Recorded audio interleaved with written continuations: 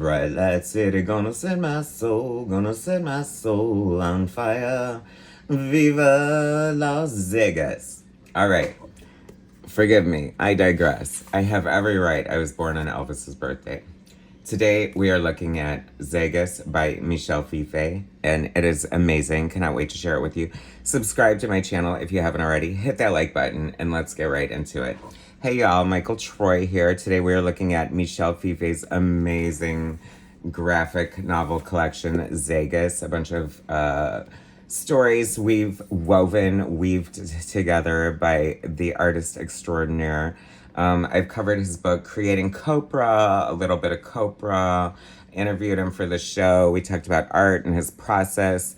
I believe he referenced that this was like one of his proudest works, or definitely like encouraged me to seek it out. And, you know, of course, you don't have to tell me twice. This is amazing, from Fantagraphics Books, apparently. I'm not sure exactly when it came out. Let's see, printed. We'll get there. I like the oversize. It's like a bit larger than standard comic format. It tells me it's a graphic novel, or it tells me it's something special. I love the cover. His style is so beautiful and unique. There's like such a variation of line work, and such a brilliant use of color. ZEGAS, the title is referencing Emily ZEGAS and her brother Boston ZEGAS, and this is their story. Their parents died in some sort of tragic accident 4 years ago that I don't think we're privy to yet. And so it's just kind of like their relationship as they navigate life. She's an artist struggling to find work. Interesting commentary there from an artist, right? And her brother's kind of this rough and tumble kind of like, I don't know how to describe him. He's just, I don't know, but I would love to hang out with him. I don't know. He just seems like a cool guy. But this is so weird because I just covered like Tony McMillan's Serious Creatures not too long ago, and it was largely about a brother and sister relationship. I like that dynamic. I have a sister, and so, you know, it's relatable in a lot of ways. This is so fun. I just love his storytelling. Like, there's this mix, like, there's such a European sensibility about it. It's very, like, I can't help but think of, like, Mobius and things like that. It looks just very European. I love the hand lettering. I love just the way he moves the story across the page. You know, I should read the back. It says, from the creator of Copra comes a new collection of stories that marries neo-realism to the visually impossible. Follow the ambitious Emily ZEGAS and her moody brother Boston as they navigate their way through bad drugs, worse jobs, and suspect relationships. ZEGAS maps out Emily and Boston's most primal concerns: survival, sex, and mortality, and their color-coded, dream-like landscape. So I feel like it's like quasi-reality, and maybe that's just like the fever dream sort of, you know, feeling that Michel Fiffe maybe wants you to get.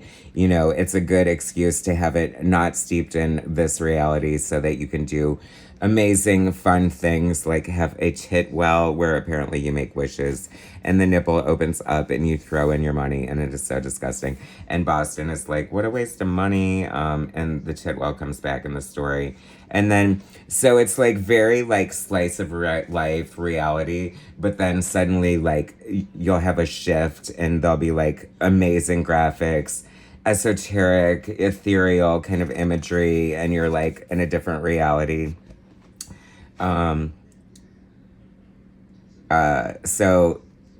But you know, like, but it's just like juxtaposed with normal life. You know what I mean? Like, this relationship with this girl and her brother. She's trying to find a job. She's trying to hook him up. They go to this bar. He's trying to hook her up with, she's trying to hook her up with this bartender who's like an actress. And there were two things that stopped me in my tracks that I absolutely loved. I think this is like, spoilers, sorry, but probably the best line in the book, and such a great line anywhere. He's talking to this girl, and he says, my talent, wait, I hate that you're so modest. I wish I had your talent, man. And he says, my talent to be broke and depressed. And she says, "Oh, I love self-deprecating guys. It's like my job's already done for me. So hot. Cheers." I just love that so much. Like, I don't know, the dialogue just seems so natural. You know, a lot of artists and writers use like things from their own life, and I can't help but feel that, you know, Michel is probably drawing a lot on his own experiences here, because I don't know, some instances or, you know, dialogue or situations just feel too like steeped in reality to just be like made up for the page sometimes. But I could be absolutely wrong. You know what I mean? I love things like this. Like, she's holding up his two fingers and she's like, "How many fingers do you see?" And it turns into this like weird maze of like different, like multiple fingers. I love how like we're mostly in reality and then every once in a while we'll jump out with something like that. See what I mean about these beautiful colors? It's like we have this like really elegant, like not simple, but just elegant, like pen and ink. And then it has this beautiful colors. We talked about colors when I talked to Michel, and I'm sure he's using like colored pencils. I'm sure he's using watercolor and probably like a lot of different media. I was also surprised to read, probably in creating Copra, that he actually just like slaps the, what do you call it? The colors right on the actual boards, which is kind of crazy, right? This is so cool. Apparently, like, Copra is like sort of like on its way to being done. And I was just like, oh wow, that was like this is me just thinking without knowing, like, you know, oh, what is he gonna do next? Like, but like, oh my gosh, I can't wait to see what he does next. You know what I mean? It's like I had such a impression in my mind of like what kind of artist he is, and I just love being like blown away and just like totally like thrown a curveball. Like, I mean, obviously, like I can tell this is the same artist, but it is so different. It is so like amazing to be able to shift from this like, God, like it's almost like a bootleg superhero, you know, like it's almost, you know, just like this bootleg superhero ripoff of Suicide Squad, which is amazing, of course. But then to have the juxtaposition of this completely original, just like slice of life, yet sort of like crazy, like spiritual in a way, kind of experience reading this. Beautiful pinks here. I love his use of color. You know, it's mostly like there's a lot of like muted palette, but then it's like then you'll get these pops of pink and yellow and green, and it's just amazing. It's almost like doing shrooms, y'all, without the side effects, or without tripping balls and losing your mind for 10 hours. You know, like this is, I don't know if they named the city or what, but it could be any city, and I just kind of love it. Like, it just like little things. I mean, Michel Fiffe is from New York, so she is like getting food from like a food truck or whatever. That feels very like big city life kind of experience. I just like, I read this so quick. Like, I just could not stop turning the pages. I just think it is so good. I was immediately grossed in. I love a page like this. It's like, and it's so weird because if you step back and just like stare at it for 100 hours, like in a way it's almost static, but it's so brilliant and kinetic with so much energy. And I can't help but be reminded of the Family Circus cartoon strips from, you know, Bill Keane, especially on Sunday when you would have little Billy like going through the entire neighborhood and the little dots would follow his trace. And I just kind of love that trope of comic book storytelling because, like I said, you know, it's not animation, it's 2D, and it's one of the many amazing, beautiful techniques and tools we have as cartoonists to sort of bring life to the page. And boy, does Michel Fiffe do that. Once again, it's so funny because it's like I'm trying to like pinpoint his artistic fluences, and you know, I guess I just pass it off as like this European sensibility, which there is so much of that there. But then I see this beautiful like motion, and it evokes Gene Colan to me, you know. So I don't know, it's great.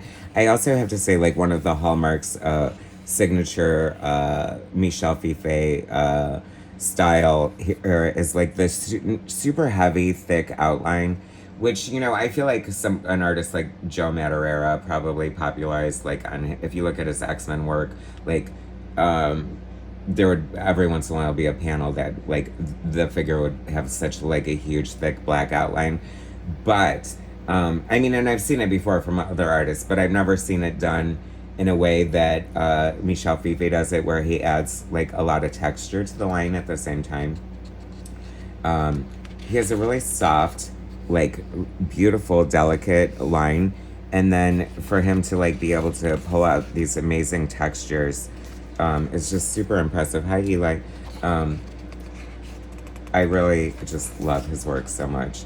There was just little things that I loved, and I don't even know, like, if this was just, like, because of the printing or whatever, but I love the little, like, line here. I love that some of the pages are just, like, off-white. This, like, he gets some bad drugs. You know, it's not super heavy on the drugs, or sex, really. I don't really remember there being much sex in here. I mean, it's not, I wouldn't even, this is probably, like, PG-13, maybe. Maybe the language is bad. I don't remember. Like, I've such a potty mouth myself that, like, it just seems like normal language. So it seldom, if never, takes me out of the story, unless it's, like, just a regular superhero book. I don't know. Like, and here we go again. It's just, like, you know, sort of normal storytelling. And then it's like, there's just, like, a shift, and you're, like, instantly transported elsewhere. And he just never repeats himself. He always does, like, something new and amazing. I love the random screens here. I say random, but who knows if he is, like, intentionally doing it. You know, as an artist and a colorist myself, I know a lot of times some things just get slapped on the page and look amazing. Some things are just instinctual, and some things are very, very specific. I think that there's a great mix of a lot of that going on with somebody as creative, imaginative, passionate, and disciplined, really, as Michel Fiffe.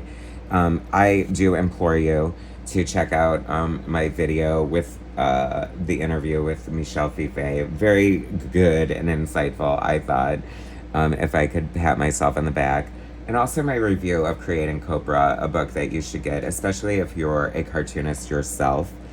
Also, absolutely adore just little touches like this. And this is another comic book trope that you can't do anywhere else, using the title of the book as the panels. So it's like you're already getting story within the title. Like, I just love that. Like, the magic of comic books, y'all. Present and evident all throughout. And I love me a good cityscape. This is the hallmark of a good artist, okay? He's writing and drawing this all himself. He has nobody but himself to answer to, and he is just challenging himself and doing all these amazing, like, angles and camera shots, you know, bird's eye views, different perspective, and so many, like, beautiful detailed backgrounds. You know, backgrounds are fun to draw. And Michelle and I talked about John Byrne, so I have to throw him in there just because this kind of reminded me. Like, John Byrne gets called out sometimes for lack of backgrounds at certain points in his career. But if you go back and look at his body of work, you will see everything just like this, like a bookshelf with, like, all the records in it, and just all the details are there. I absolutely love this panel. This is such an amazing example of, once again, see, I think that's what I just figured out here, even though I probably already knew it. Like, Michel Fiffe is such a master comic book storyteller, and he loves superhero comics. He loves, like, Marvel and DC from, like, the 80s and 90s, and I feel like he just must study them so much to just have such an innate, depth knowledge of his craft. You know what I mean? Like this, they're listening to music, or he wants to show music, and then it's just like a normal panel. And then you have, like, these lines and color coming out of the speaker as they listen to it, and then they disappear when it's done. and you know it exactly what he intended there. I just think that is brilliant and beautiful. Speaking of mushrooms, this definitely reminded me of a shroom trip right there, but really gorgeous art at the same time. I've only done shrooms like once, so don't think, I'm a big shroom head or something. Once again, Family Circus, right? I love this. I love, it's also a way to, get like sort of a big shot in, and the page is broken, the panels are broken up, but it's still all kind of one panel at the same time. Like, this is so wildly imaginative. And I have to say, I love, like, I notice every little single detail, and I get hung up on the silliest things. I was, like, a little gobsmacked by the tiling on the floor. I just thought, like, he could have just done them as normal tiles, and, like, the way he shaded them, it just, like, I just appreciate that as an artist so much, things like that. And this perspective is crazy. This is also my reminder to tell you, because I feel like a lot of my channel is about art and the craft of comics, and I can't implore you enough to learn how to draw. Like, if he didn't know how to draw perspective, this page would be a huge mess and not even be possible. And that's why you need all the tricks of the trade. You need to learn the rules before you break them 100%. More beautiful pink. I love this. It's weird because it shifts wildly, the color palette, yet it's cohesive and the same at the same time. Like, it's definitely, he's doing the work of a cinematographer here, and it's totally gorgeous. I absolutely love this book. It is so much fun. I have to say, like, if this, like, I am trying to think of, like, other slice of life kind of books, like Love and Rockets and stuff. Like, if this were just black and white, simple line art, it would still be 100% effective and still amazing. But the combination, the marriage of the story and the art is just pretty much mind-blowing. Like, I don't think you'll find many books that are this gorgeous and wildly creative. They're just so good. See, here's some of the off-white pages that I really love so much. This is just a brilliant book. I kind of liked just visiting this brother and sister for a little while. This is, there's always going to be standout images from the book, and for me, this is an amazing standout image. Such a great use of storytelling. I almost get a Frank Miller vibe in here with the black and white, yet it's still in color at the same time. I think that's a cool thing too. Like, you can't help but think of like the AHA video or something with the color holds and like the black and white figures with color in the background and things like that. I just think it is so good. Well-developed like side characters who add a lot to the story here as well. It's a fun book. Like, if you are like a huge Michel Fiffe fan because of the action, blood, and guts, I do not blame you, because that is amazing. That is so much fun. That is something I will always be there for. But if you don't have or know or have read ZEGAS, you need to treat yourself because it is so good. Look at that. I mean, come on. Who draws a fire escape like that? That is so beautiful. And they get on the roof, and there's this just really colorful, magical thing. And, I don't know, I feel like we just kind of visited their life for a while. And it was a happy visit. This is so cool here. I love that. Like, I love the use of color. It is so beautiful. It's weird because it's almost like a monochromatic. It's just like a limited palette, but it's an amazing palette at the same time. Here's the list of the cast of characters, some sketches and concept art in the back that I always love. This little post story here. And I just love the end papers and the inside. Very well done. Beautiful, gorgeous book. I can't recommend it enough. It's totally amazing. So there you have it. Thanks so much for watching, guys. Subscribe to my channel if you haven't already. Hit that like button, and I will definitely bring you more soon.